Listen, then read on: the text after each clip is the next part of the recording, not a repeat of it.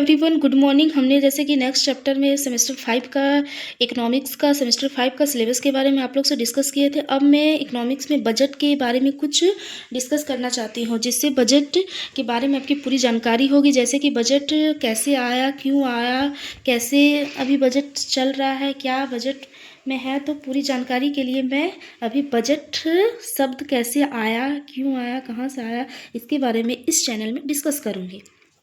तो देखिए यहाँ पे बजट शब्द का विकास फ्रेंच शब्द बुजेट से हुआ था। बजट शब्द का विकास फ्रेंच एक लैंग्वेज का नाम है, जहाँ से बुजेट से हुआ था, जिसका शाब्दिक अर्थ होता है, यानी कि बुजेट का एक शाब्दिक अर्थ होता है, एक मीनिंग निकलता है कि एक छोटा चमड़े का थैला है, जिसको बोलते हैं बैग।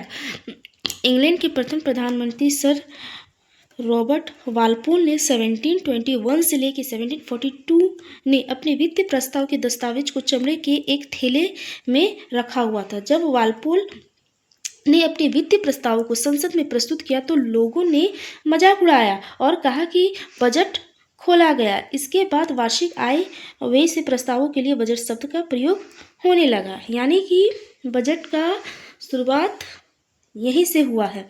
अब हम लोग नेक्स्ट में पढ़ेंगे बजट। भारत में बजट प्रणाली की शुरुआत का श्रेय वायसराय कैनिंग को कहा जाता है, यानी भारत में बजट प्रणाली की शुरुआत का श्रेय किसको दिया जाता है, तो वायसराय कैनिंग को दिया जाता है। 1859 में वायसराय की कार्यकारिणी परिषद में पहली बार एक विशेष सदस्य सर जेम्स विल्सन को वित्त सदस्य के रूप में सम्मिलित किया गया। जेम्स विल्सन ने पहली बार 7 अप्रैल 1860 को वायसराय की कार्यकारिणी परिषद में प्रथम बजट हुआ, इसलिए भारत में बजट प्रणाली की संस्था जेम्स विल्सन को माना जाता है। अगर हम ये यहाँ पे चैप्टर में आपको पढ़ा रहे हैं, अगर आपको इसका शॉर्ट्स नोट चाहिए तो आप इस चैनल में कमेंट्स कर सकते हैं, आपको शॉर्ट्स नोट्स मिल जाएगा। इस चैप्टर में आपको बजट की पूरी डिटेल इन्फॉर्मेशन आपको दे दी जाएगी। अभी प्रेजेंट में भी जो चल रहा है बजट, उसका भी आपको मैं नेक्स्ट वीडियो में उसको भी अपलोड करूँगी। अब है संविधान के अनुच्छेद 112 के अंतर्गत प्रत्येक वित्तीय वर्ष के लिए जो अप्रैल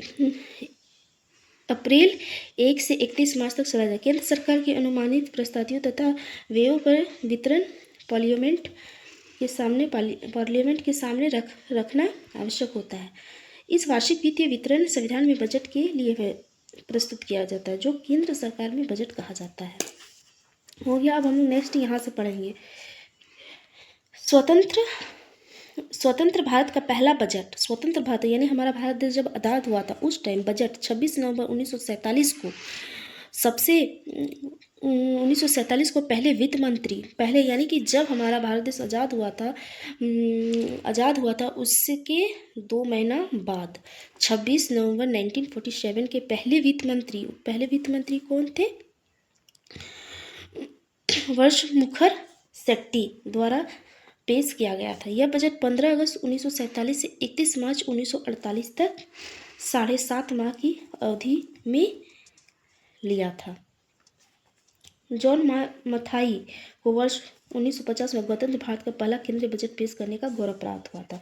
ये वेरी वेरी इंपॉर्टेंट है, ये सब एग्जाम में आता है। जवाहरलाल नेहरू ने वर्ष 1958 से 1959 का बजट पेश किया था और बजट को पेश करते हुए उन्होंने घोषणा की थी कि अगले वर्ष का बजट 28 फरवरी के दिन ही पेश किया जाएगा। भारत में अभी तक वर्ष 2013 सबसे अधिक बार बजट पेश करने वाले वित्त मंत्री मोरारजी भाई देसाई थे, यानी कि भारत में अभी तक सबसे ज़्यादा बजट पेश करने वाले व्यक्ति हैं वित्त मंत्री, फाइनेंशियल मिनिस्टर मोरारजी देसाई थे। उन्होंने कुल 10 बार बजट किया था। एग्जाम में ऐसा क्वेश्चन आता है कि सबसे अधिक बार बजट पेश करने वाले व्यक्ति का नाम है, तो आपको याद रखना है कि वित्त मंत्री मोरारजी देसाई थे। उन्होंने कुल 10 बार बजट किया था, जबकि पी चिदम्बरम ने 8 बजट पेश किए। इनके बाद यानी कि मोरारजी देसाई के बाद नेक्स्ट 8 बार बजट पेश करने वाले थे पी चिदम्बरम।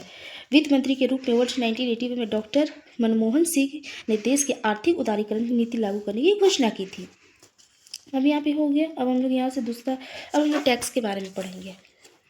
टैक्स क्या होता है, तो कर एक प्रकार की अनिवार्य भुगतान है जो उस व्यक्ति को अनिवार्य रूप से सरकार को देना पड़ता है, जो कर आधार से संबंधित होता है तथा जिसके बदले करदाता को आवश्यक